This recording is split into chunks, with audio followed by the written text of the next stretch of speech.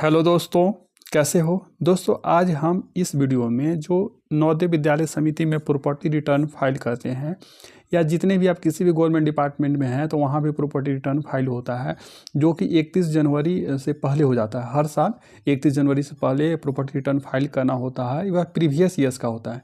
जैसे कि अभी 2025 चल रहा है, तो 31 जनवरी 2025 से पहले 2024 का प्रॉपर्टी रिटर्न फाइल कर देना चाहिए था फॉर द ईयर एंडिंग 31 दिसंबर 2024, ठीक है ना।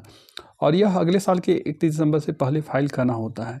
तो अगर आपने नहीं फाइल किया है अभी तक, तो आपको क्या दिक्कतें हो सकती है, जैसे कि ये मैं बताऊंगा। जैसे कि आपका जो अपार होता है, एनुअल परफॉर्मेंसेस रिपोर्ट, उसको जब भरा जाता है तो उसमें प्रॉपर्टी डिक्लेरेशन का जो रिसिप्ट होता है उसको अपलोड करना होता है, ठीक है ना। उसमें पूछा जाता है कि आपने प्रॉपर्टी डिक्लेरेशन किया है कि नहीं, ठीक है। अगर नहीं किया है तो आपका जो अपार है वो नहीं भराएगा, ठीक है। उसके कारण क्या होगा कि अगर आपका प्रोबेशन पीरियड क्रॉस नहीं हुआ, प्रोबेशन कंप्लीट नहीं हुआ, तो अपार के बिना प्रोबेशन भी कंप्लीट नहीं होता है। तो समझ सकते हैं कि प्रॉपर्टी रिटर्न का क्या क्या नुकसान हो सकता है। प्रॉपर्टी रिटर्न नहीं भरे हैं तो आपका जो अपार नहीं भरा पाएगा, उसके कारण आपका प्रोबेशन भी कंप्लीट नहीं हो पाएगा। तो समझे, इसलिए जब भी टाइम आपका जो 31 जनवरी था उसमें तक भर लेना था। लेकिन अभी नवोदय विद्यालय समिति में क्या हुआ कि यहाँ का वेबसाइट इतना धीमा चल रहा था, इतना भी धीमा कि 10-10 बार, 15-15 बार, 2-2 घंटा तक लगातार लोग कोशिश कर रहे थे, उसके बाद भी प्रॉपर्टी रिटर्न नहीं भरा पाया। तो इसलिए मैं नवोदय विद्यालय समिति के जो से रिक्वेस्ट करूंगा कि एक बार फिर से विंडो खोल दें ताकि लोग भर पाएँ, ठीक है। क्योंकि बहुत सारे ऐसे लोग हैं, कम से कम 70% हर स्कूल में लोग अभी तक नहीं भर पाए हैं। कुछ लोग तो भर लिए लेकिन मैक्सिमम लोग नहीं भर पाए हैं, ठीक है। तो इस वीडियो में आपको बताएंगे कि फुल प्रोसेस इन डिटेल्स कैसे प्रॉपर्टी डिक्लेरेशन करना है, कैसे उसको फाइल करना है, ठीक है। अगर नहीं भरा तो उसका क्या नुकसान होगा तो मैं बता दिया। और लास्ट डेट कब तक था, 31 जनवरी 2025 तक था। लेकिन अगर आपने नहीं भरा तो उम्मीद है कि नवोदय विद्यालय समिति एक बार फिर से विंडो खोलेगी और आप भर पाएंगे, ठीक है।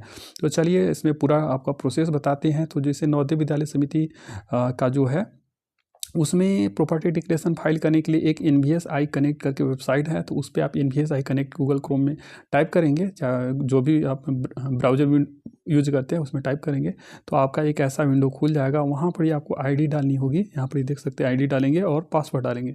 तो ID एंड पासवर्ड आप डालेंगे और उसके बाद लॉगिन करेंगे, ठीक है। तो लॉगिन करेंगे, उसके बाद आपका जो पेज ऐसा आएगा, ठीक है। अगर आप भूल गए हैं तो फॉरगेट पासवर्ड करेंगे तो वहाँ से भी आपका हो जाएगा, ठीक है। अगर आईडी पासवर्ड भूल गए हैं पासवर्ड तो वो आप यहाँ से कर। और जो ये वाला जो आईडी है वेबसाइट, यह वही वेबसाइट है जहाँ से हम अपार भरते हैं, ठीक है ना। अपार भी इसी वेबसाइट से भरते हैं। बहुत सारे ऐसे लोग हैं जो कंफ्यूज होते हैं कि अपार वाला जो वेबसाइट है यानी प्रॉपर्टी रिटर्न वाला और जो ट्रांसफ़र पोर्टल वाला दोनों क्या सेम है, तो दोनों बिल्कुल अलग अलग दोस्तों।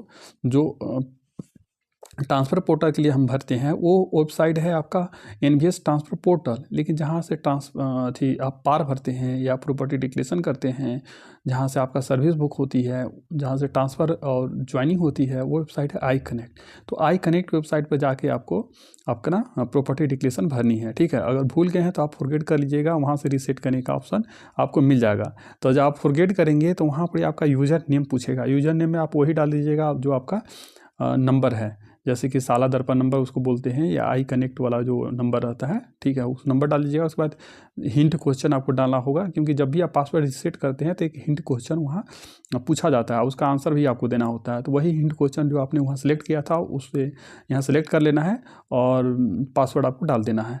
और अगर आपने पासवर्ड को रीसेट नहीं किया है तो बाय डिफ़ॉल्ट वाला जो पासवर्ड रहता है NVS@123 वो आप डाल दीजिएगा, ठीक है।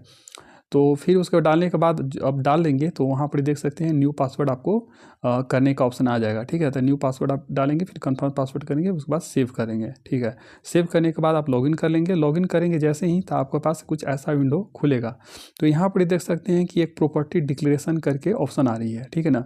तो जो प्रॉपर्टी डिक्लेरेशन करके ऑप्शन आ रही है तो उस पर आप जाएंगे तो वहाँ पर एक ऐसा ऑप्शन आएगा इमूवेबल प्रॉपर्टी डिक्लेरेशन, ठीक है ना। तो इमूवेबल प्रॉपर्टी डिक्लेरेशन आएगा, उस पर ही जो ये वाला है उस पर आपको क्लिक करना है। तो उस पर आप क्लिक करेंगे तो फिर जो अगला विंडो आएगा वो आपका इस टाइप से खुलेगा, ये वाला ऐसा खुलेगा।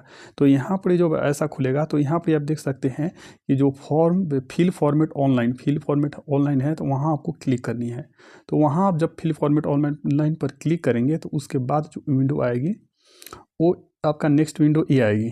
तो यहाँ पर आप देख सकते हैं कि यहाँ पर जो ईयर है, ठीक है, जैसे कि यहाँ आप देख सकते हैं कि 2019 यहाँ लिखा हुआ है, तो 2019 के जगह पर आपको 2024 लिखना होगा, क्योंकि अभी ईयर 2025 है और यह property declaration for the calendar year ending 31 दिसंबर 2024 के लिए किया जाना है। तो यहाँ पर 2019 की जगह आप 2024 कर लेंगे।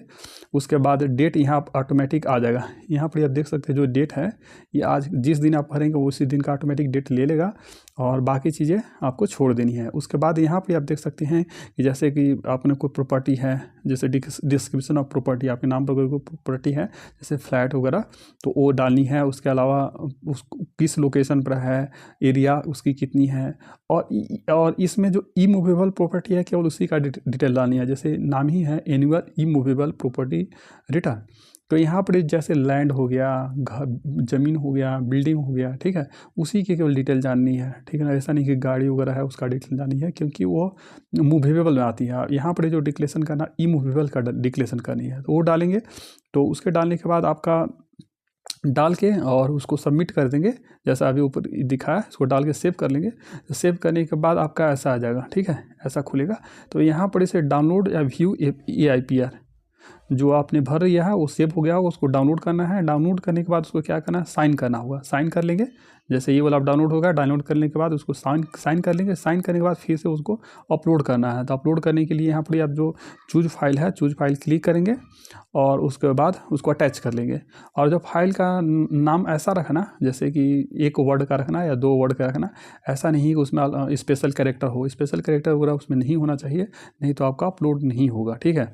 और दूसरा नंबर में कि उसका KB भी कम कर लेना, ठीक है। उसमें ऑटोमेटिक दे देता है जब आप टच करोगे कि इतना KB के बीच में होना चाहिए, ठीक है। तो बस ये आप कर लोगे, उसके बाद आपका अपलोड कर देना है टच करने के बाद। फिर उसके बाद आप डाउनलोड व्यू AIPR, तो जो साइंड कॉपी है वो आपका अपलोड हो जाएगा। उसके बाद उसको आप डाउनलोड कर सकते हैं। और जब भी आप अपलोड कर लेंगे तो उसका एक कॉपी साइन करके ऑफिस में जमा कर दीजिएगा, ठीक है। और उसे आप संभाल कर रखिएगा। जो साइंड कॉपी है गूगल ड्राइव वगैरह में सेव कर लीजिएगा, क्योंकि जब भी आप अपार भरेंगे तो उसमें प्रॉपर्टी डिक्लेरेशन का जो फॉर्म है वो भी अपलोड करनी होती है। उसमें डालनी होती है कि कितने तारीख को आपने प्रॉपर्टी डिक्लेरेशन फाइल किया था। तो दोस्तों, अगर आपको ये वीडियो पसंद आया है तो इसे लाइक करें और इसे आप इतना वायरल करें कि समिति के जो लोग हैं उनके पास पहुँच जाए, ताकि वो डेट एक्सटेंड कर दे, लास्ट डेट फॉर्म भरने का, ठीक है, ताकि आपको भी मौका मिल जाए जिन्होंने फॉर्म नहीं भरा है, ठीक है दोस्तों।